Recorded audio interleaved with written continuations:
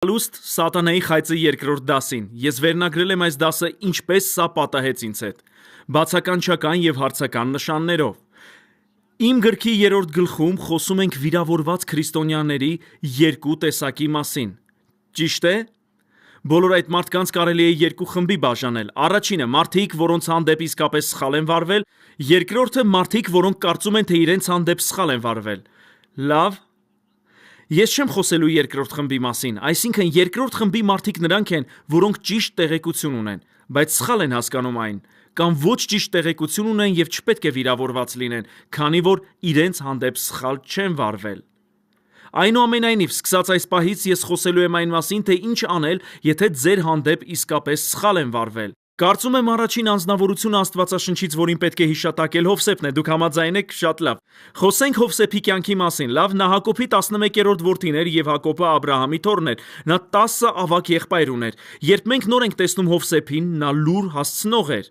Նա չարախոսում էր իր եղբայրներից։ Այո, նա նույնպես մի փոքր պարծենկոտ էր, լավ, նա բնավորության հարցում խնդիրներ ուներ, ինչի պատճառով նրա եղբայրները չէին սիրում նրան։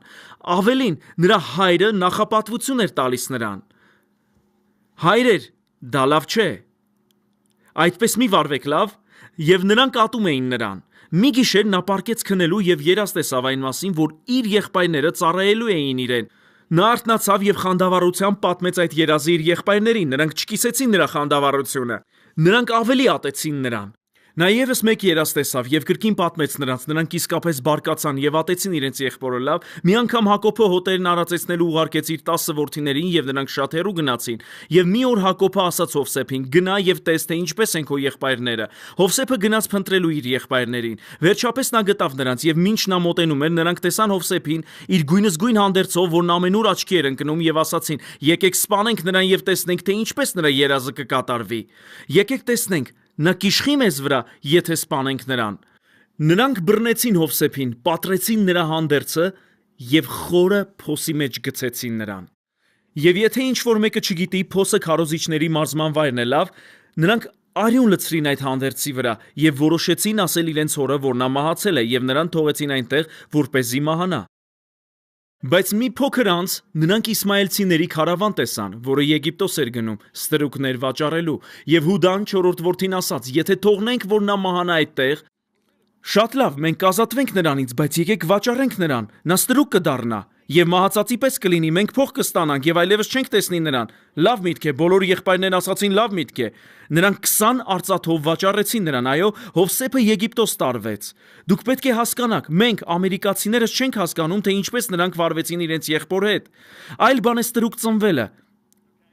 Երբ ստրուկ եք ծնվել, դա ձեզ ծանոթ միակ կյանքն է։ Այլ բան է ծնվել որպես Աստծո հետ ուխտ ունեցող հարուստ մարդու ժառանգ, իսկ հետո զրկվել ձեր անունից եւ ժառանգությունից ձեր եղբայրների պատճառով եւ վաճառվել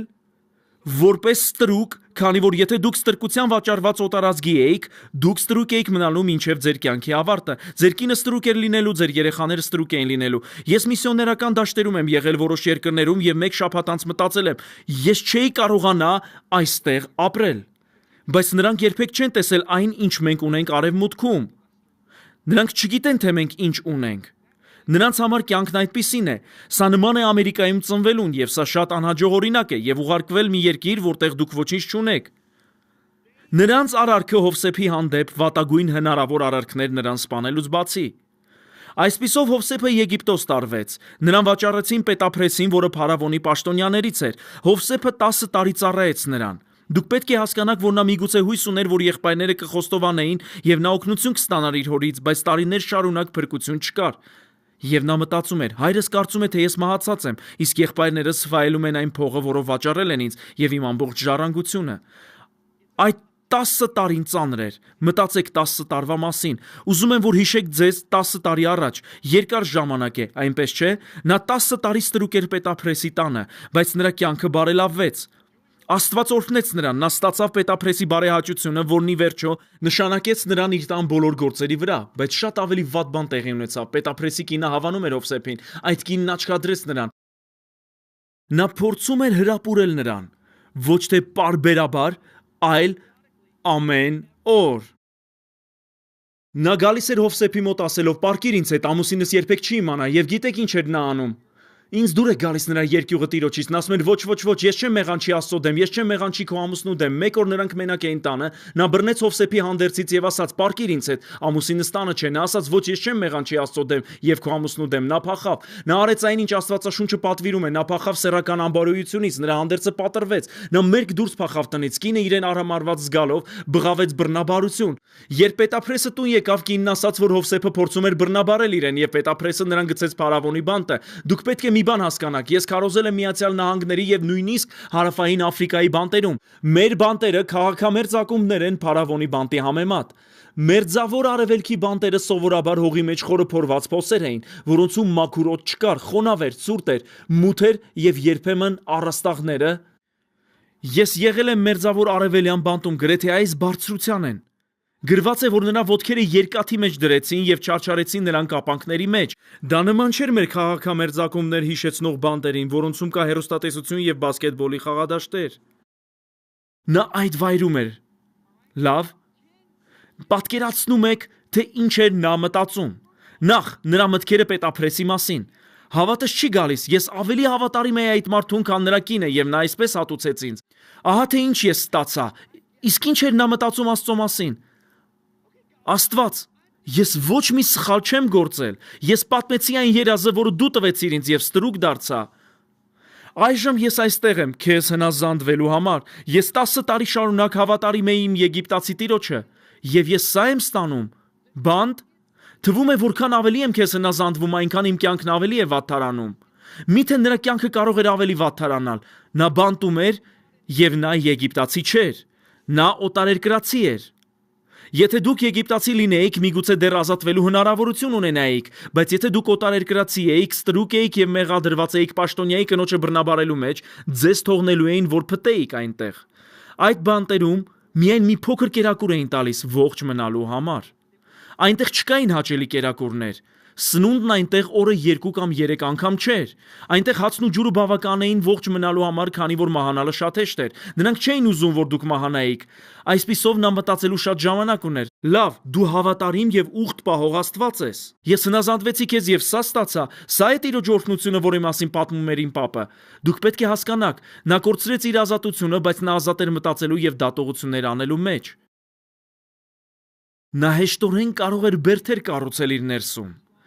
քանի որ նա ծանր վիրավորանք էր ստացել, այո, նա հնարավորինս խորն էր ընկել, բայց դրա պատճառը ի վերջո իր եղբայրներն էին։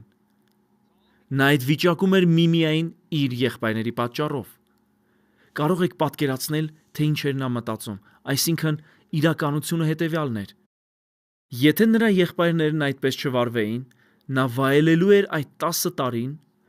իր անչափ հարուստ հորտանը։ Քանի անգամ են մարդիկ այսպես մտածում.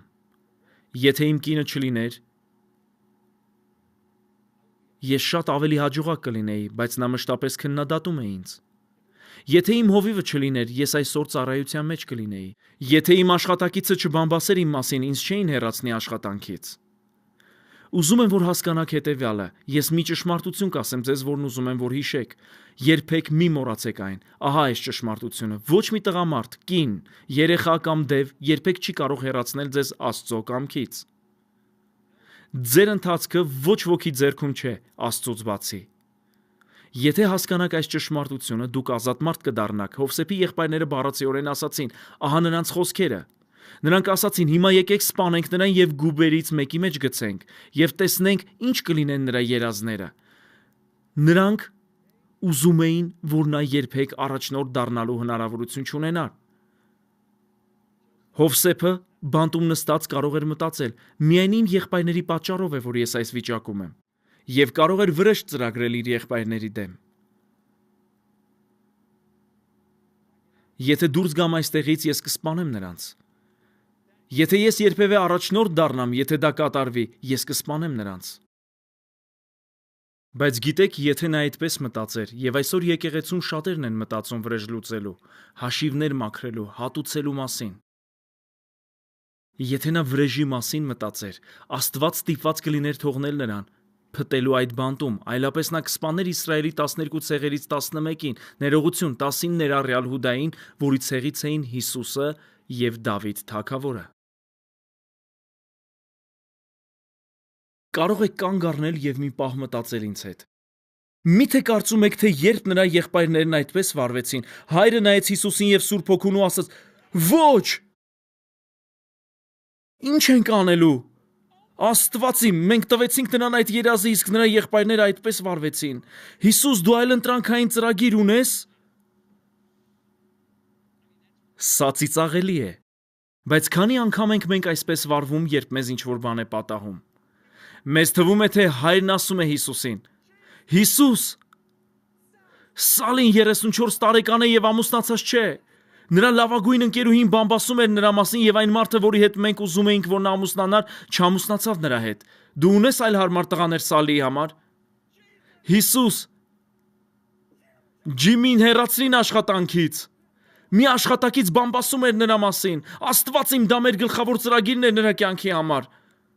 Դու ունես երկրորդական կամ երրորդական ծրագիր։ Մենք կարող ենք ինչ-որ բան անել։ Կա որևէ աշխատանք, որը համապատասխան է Ջիմի հմտություններին։ Լավ, սա ծիծաղելի է, ճիշտ է, բայց քանի անգամ ենք մենք այսպես վարվել, ասես Աստված լիովին հանկարծակիի է եկել իմ հանդեպ գործած սխալի պատճառով։ Դիպուկ օրինակ էր։ Ճիշտ է։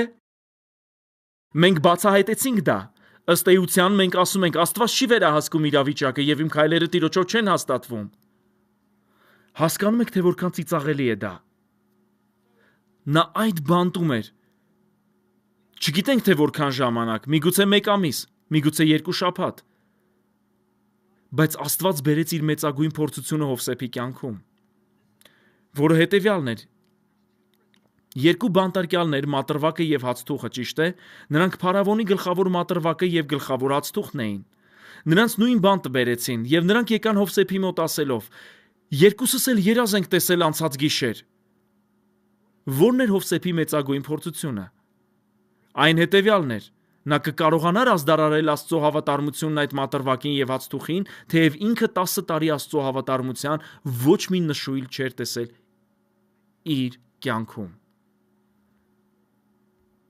Ներկայացնում ենք Messenger X-ը, նյութերի ներբեռնման և հոսքային հեռարձակման լիովին նոր հարթակ։ Այն աշակերտական նյութերի ամբողջական թվային դարան է Ջոն և Լիզա Բիվերներից։ Պարունակում է վիդեո ուսուցումներ, աուդիո և էլեկտրոնային գրքեր, կարճամետրաժ ֆիլմեր, աստվածաշնչեր և ավելին։ Այս նոր հարթակը կարելի է օգտագործել ձեր բոլոր սարքերով։ Այն լիովին անվճար է ավելի քան 120 լեզուներով։ Աշակերտություն յուրաքանչյուրի համար ամենուր։ Ներբեռնեք հավելվածը կամ այցելեք messengerx.com։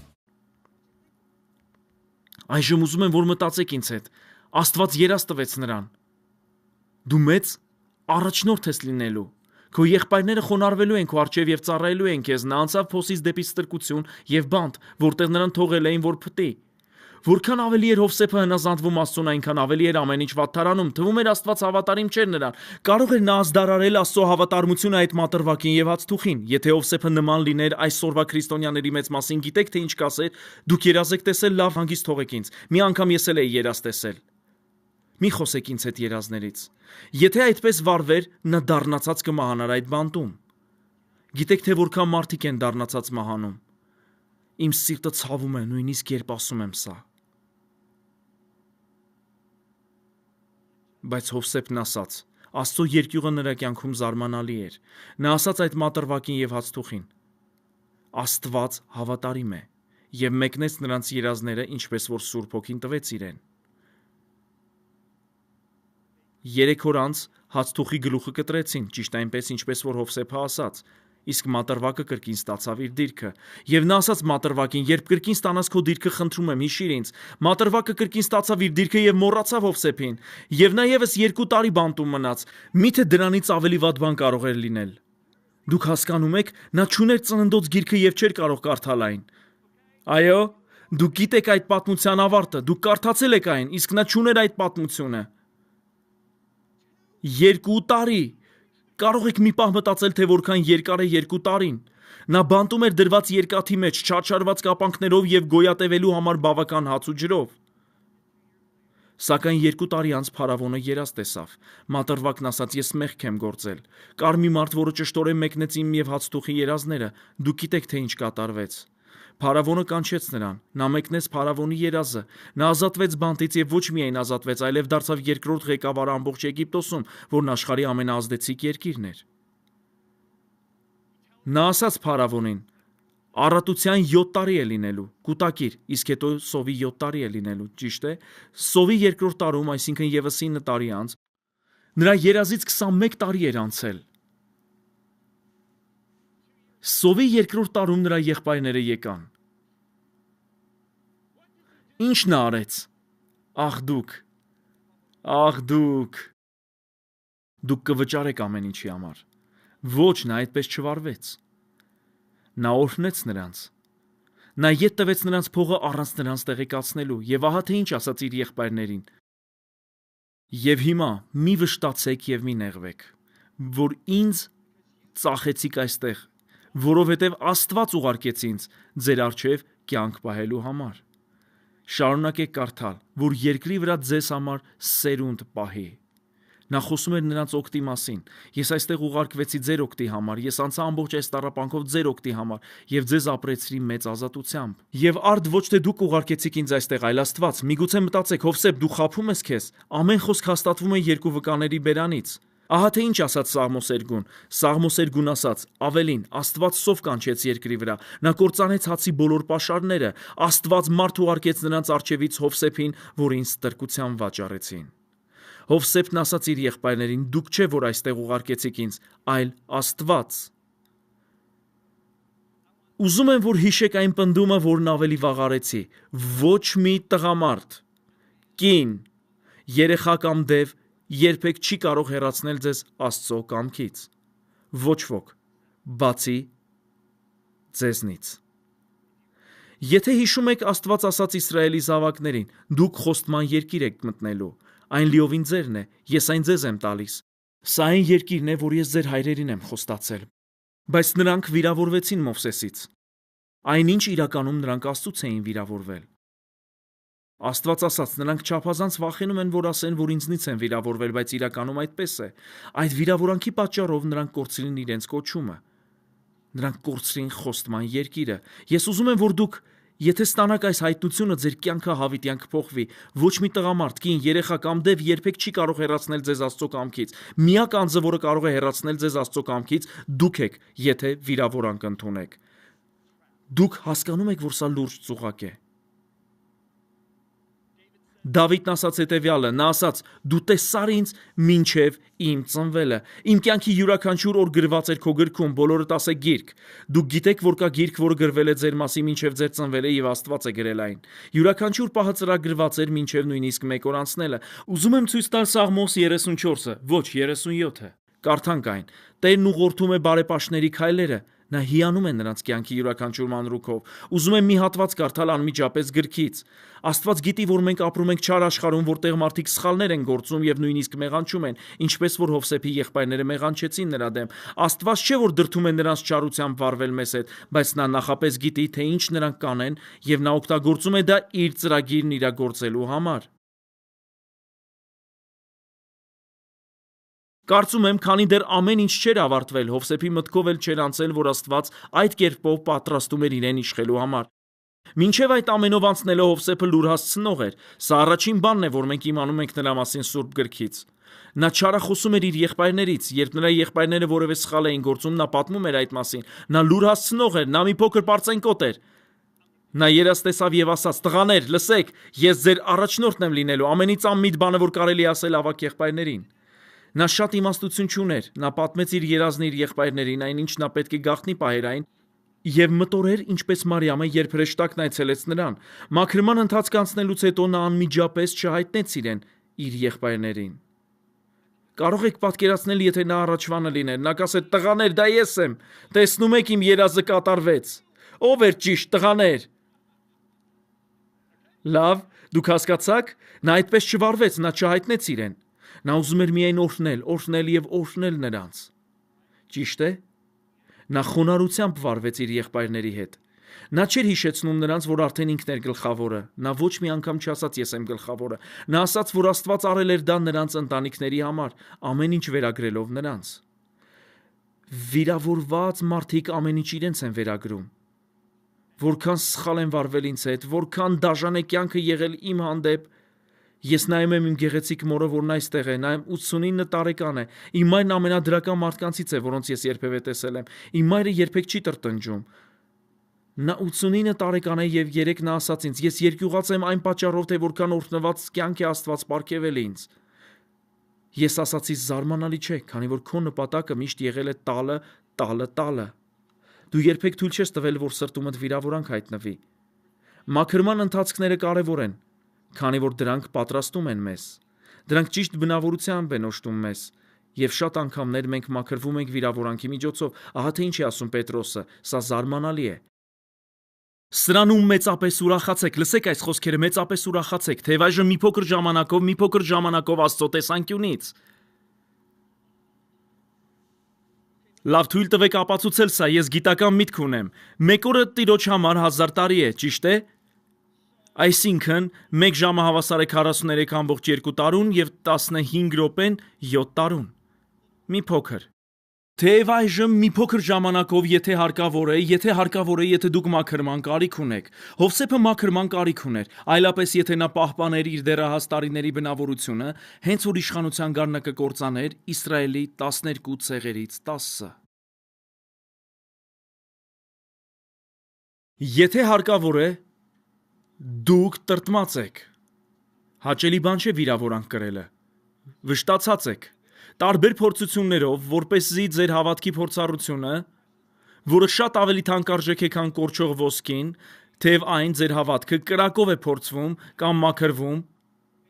գովասանք, պատիվ եւ փառք բերի Հիսուս Քրիստոսին։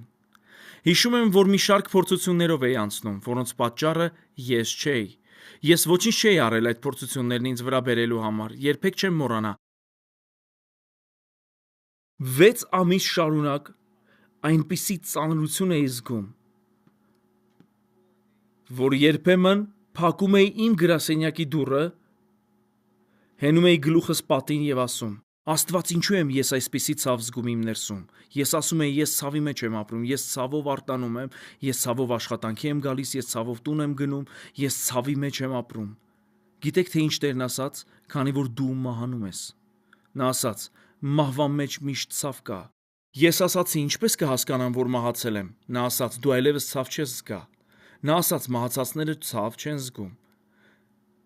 Ես ասացի, Աստված, արագ սպանիր ինձ։ Հիշում եմ դրանից որոշ ժամանակ անց ես բղավում էի բոլորի վրա։ Ես բարկացած էի կնոջս վրա։ Ես բարկացած էի Էդիսոնի վրա, որն այստեղ է։ Էդիսոնը 30 տարեկան է։ Այդ ժամանակ նա կարծեմ 6 կամ 9 ամսական էր։ Ես բղավում էի Էդիսոնի վրա, ես բարկացած էի իմ ընկերների վրա, ես բարկացած էի իմ հովվի վրա, ես բարկացած էի իմ աշխատակիցների վրա։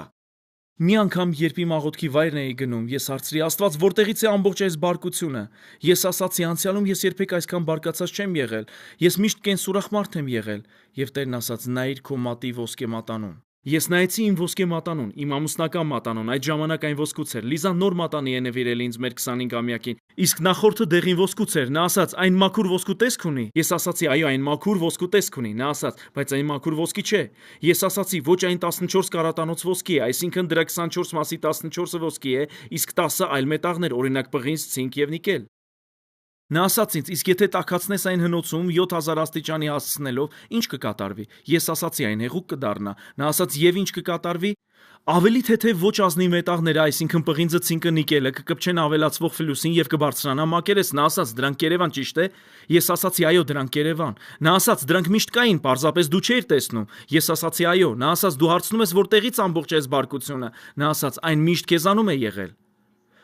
Ես բերել եմ քեզ իմ նեղության հնոցի մեջ։ Եսայի 48:10 խոսք։ Նա ասաց, այդ նեղության պատճառով խարամը բարձրանում է մակերես։ Նա ասաց, դու կարող ես մեղադրել կնոջդ, որդուդ, հովվիդ, աշխատակիցներիդ։ Նա ասաց, եւ գիտես ինչ կկատարվի, ամբողջ խարամը կրկին ներքև կիջնի եւ մենք ստիպված կլինենք ամեն ինչ նորից սկսել։ Կամ, ասաց նա, դու կարող ես ասել, Աստված այս ամենը իմ պատճառով է։ Հեռացրու այս ամենը։ Եվ նա ասաց, ես կմոտեցնեմ իմ մեծ շերեփը եւ կվերցնեմ ամբողջ խարամը, որպեսզի քո սիրտն ավելի մաքուր լինի։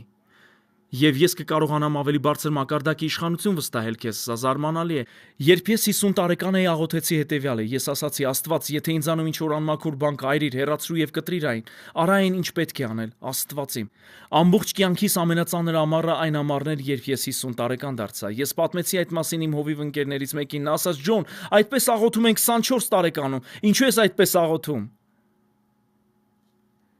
Հիմա ես 57 տարեկան եմ, կարող եմ այդպես ասել։ Ես այնքան շնորհակալ եմ, որ այդպես աղոթեցի, քանի որ դրա շնորհիվ ես ավելի հասունացա։ Եվ վերադառնալով Հովսեփին տեսնում ենք, որ նրա եղբայրների խիստ չար արարքը նրա կոչման ճանապարհը դարձավ։ Ուզում եմ, որ կարդանք սա մինչև ավարտելը, այն ինչը կարծես նման է Աստծո ծրագիրը վիժելուն, հաճախ դառնում է դրա իրագործման ճանապարհը, եթե շատ կարևոր է, ես պետք է դեղին գույնով ներկեի այն, եթե մենք հնազանդ ենք եւ ազատ ենք վիրավորանքից։ Հաջորդ անգամ, երբ մտածեք, որ նեղություն եք կրում, հիշեք Հովսեփին։ Կտեսնվենք հաջորդ դասին։